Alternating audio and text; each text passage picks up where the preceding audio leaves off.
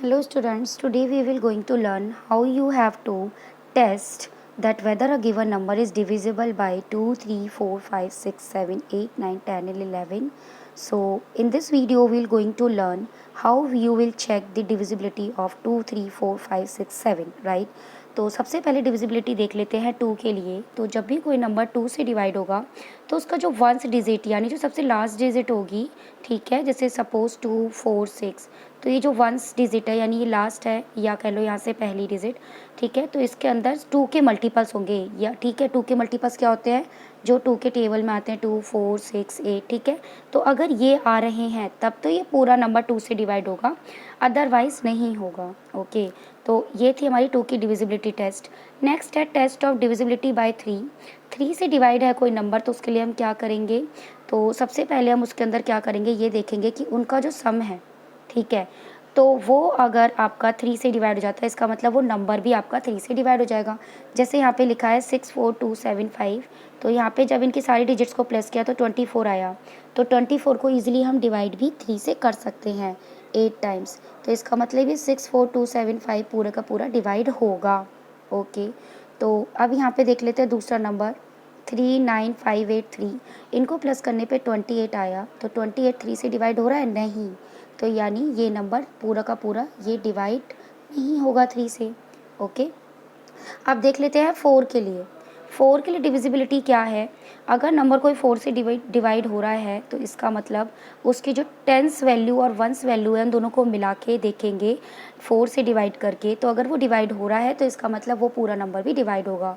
Suppose यहाँ example है 96852, तो इसके अंदर जो 52 है 52, राइट, तो जो ये 52 है क्या ये डिवाइड हो रहा है 4 से, तो यस 4 से ये डिवाइड हो रहा है।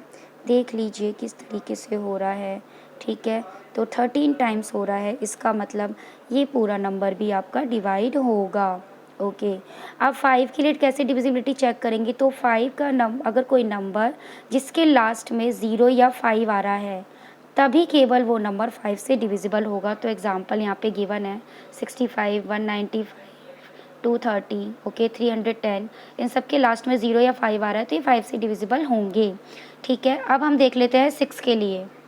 6 के लिए अगर कोई नंबर 6 से डिवाइड हो रहा है तो इसका हर जो नंबर है वो किससे होगा, 2 और 3 से भी डिवाइड होगा, या 2 या 3 उसके प्राइम फैक्टर्स होंगे। ओके, तो जैसे कि 18, 42, 60, 114, 13, 56, तो जो नंबर 2 से डिवाइड हो रहा है वो 6 से भी होगा ही होगा।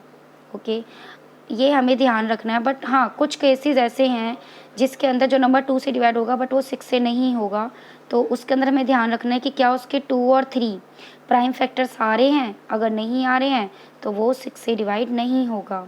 ठीक है, ये इसका एक केस कॉन्ट्राडिक्ट है। ओके, अगर कोई नंबर अब 7 से डिविजिबल हो रहा है तो उस केस में हम ये देखेंगे कि the difference between twice the one digit and the number formed by the other digit is either 0 और मल्टीपल ऑफ 7।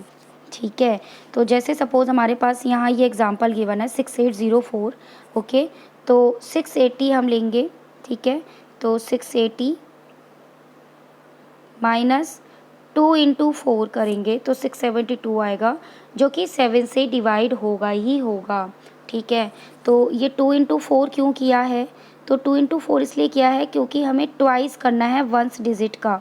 ठीक है, तो यहाँ पे वंस डिजिट क्या थी 4। ठीक है, तो 680 जो होगा वो 100 वाली टर्म लेंगे, 100 की टर्म इन माइनस उनका डिफरेंस, मैं सही से करके दिखाती हूँ इसे आपको। ठीक है, तो जैसे 6804 है तो इसके अंदर 100 की वैल्यू क्या है 680। ठीक है, तो 680 माइनस बोला था ट्वाइस ऑफ वंस प्लेस, तो ट्वाइस ऑफ वंस प्लेस, तो 4 वंस प्लेस पे था। ठीक है, तो इन्हें हम करके देख लेंगे 672, राइट, तो ये 672 आया, तो क्या ये डिविजिबल बाय 7 है, तो yes it is divisible by 7, तो आप इसका आंसर लिख दोगे येस इट इज़। ओके, या फिर आप ये भी कर सकते हो कि आपको लग रहा है ये बहुत लेंथी है तो आप इसे डायरेक्ट 7 से डिवाइड करके देख सकते हैं। Okay, so thank you class, hope you have understood this one.